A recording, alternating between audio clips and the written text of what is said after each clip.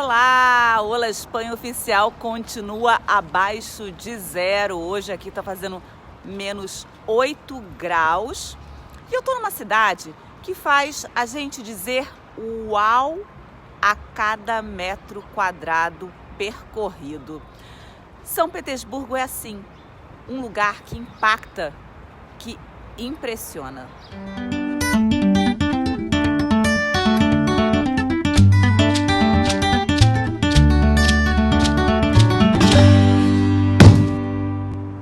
A joia da coroa russa está localizada às margens do rio Neva.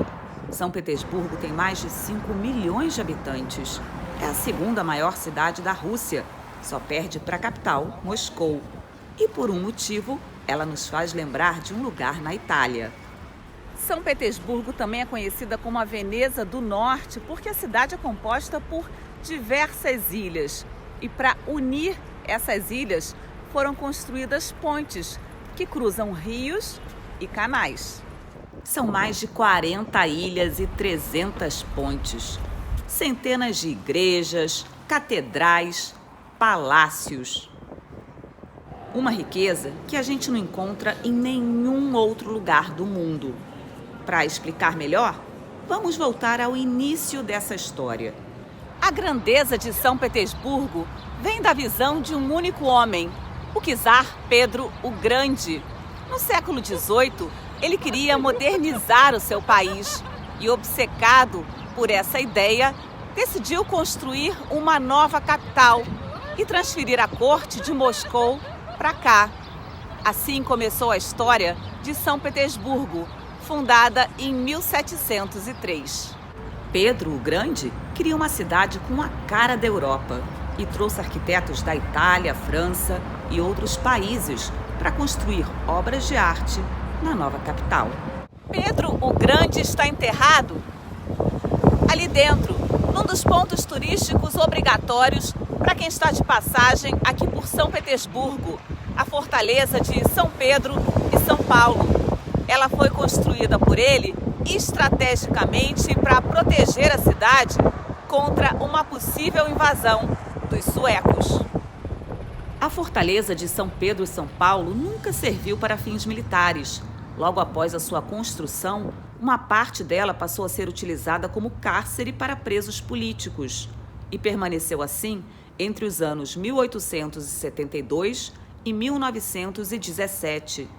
A Trubetskoy Bastion tinha 8 corredores idênticos a esse, e aqui eles reproduzem como funcionava a prisão. Cada corredor era constantemente vigiado por 2 comissários. Algumas celas estão identificadas com os nomes das pessoas que um dia viveram aqui. Mulheres, inclusive, foram mantidas na prisão. E famosos como o escritor e filósofo Dostoiévski e Alexander Ulyanov, irmão do político e revolucionário Lenin. Aqui também tinha a cela do castigo, que eram celas menores do que as celas normais. Essas celas não tinham aquecimento. Aqui a gente vê a caminha.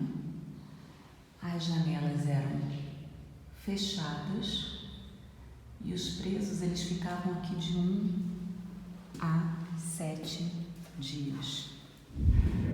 A fortaleza tem ainda outros espaços que podem ser visitados, como um museu que conta a história da cidade.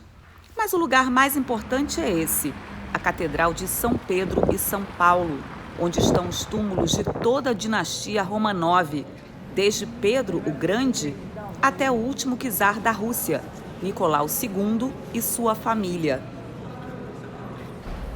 Os dourados dominam o interior do templo ortodoxo, todo em estilo barroco russo.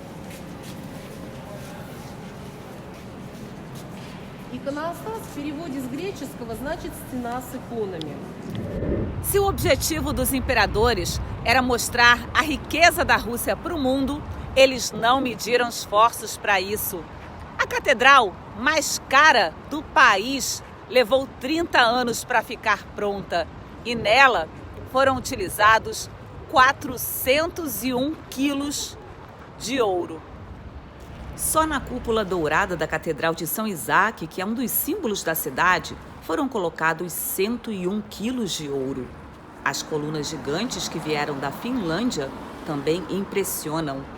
No interior, a beleza é ainda maior, com mosaicos, pinturas e vitrais que fazem a gente suspirar. Uma dica: quando você comprar o ingresso, não deixe de incluir a subida até a base da cúpula para ver essa linda vista de São Petersburgo. Outro lugar bastante visitado é a Igreja do Salvador do Sangue Derramado. A igreja tem esse nome porque ela foi construída no local onde o czar Alexandre II foi mortalmente ferido no dia 1º de março de 1881. Ele foi atingido por uma bomba bem aqui, nesse lugar. A igreja foi construída em 1883, 2 anos depois da morte do czar, e é um ótimo exemplo da arquitetura russa, colorida, suntuosa e exagerada nos detalhes. Ela é a única do mundo que é coberta por mosaicos, por dentro e por fora. São 7.000 metros quadrados de mosaicos esmaltados com 308 imagens diferentes. É de cair o queixo. Imponente, como quase tudo por aqui. Paris tem a Avenida Champs-Élysées. Barcelona, Passeio de Grácia. Lisboa, a Avenida Liberdade. Nova York, a Quinta Avenida. E São Petersburgo? São Petersburgo tem a charmosa Avenida Nevsky e seus 4,5 km. Nela encontramos lugares incríveis como o Eliseev Emporium, uma decoração exageradamente suntuosa. Difícil é controlar o impulso de provar os doces, tomar um chá ou beber uma tacinha de espumante. A Casa Singer, antigo prédio da famosa marca de máquinas de costura, hoje é uma livraria e também tem um espaço bem bacana para quem quer tomar um café ou um chá. Esse chocolate que está com uma cara maravilhosa e esse prato aqui com salmão. A Nevsky também é repleta de restaurantes, lojas e lugares históricos como a Catedral de Nossa Senhora de Kazan, uma cópia da Basílica de São Pedro, no Vaticano. Dentro dela, eu encontrei brasileiros que, assim como eu, ficaram impressionados com São Petersburgo. Acho que as igrejas, né? Essas igrejas russas é uma coisa impressionante. A suntuosidade, né? Isso, dos monumentos aqui, a grandiosidade.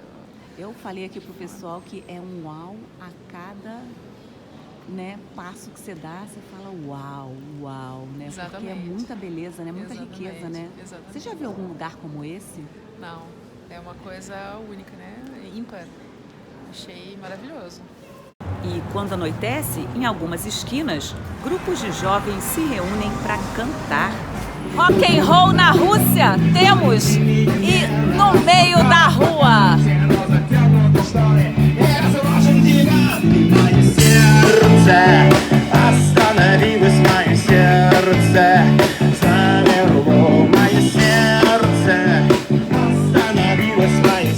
Tem um animado ali dançando sem parar.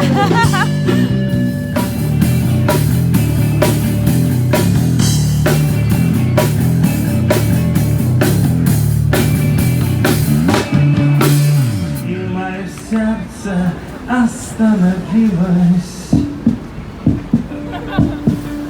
отдышалась немного и наконец-то пошло мое сердце.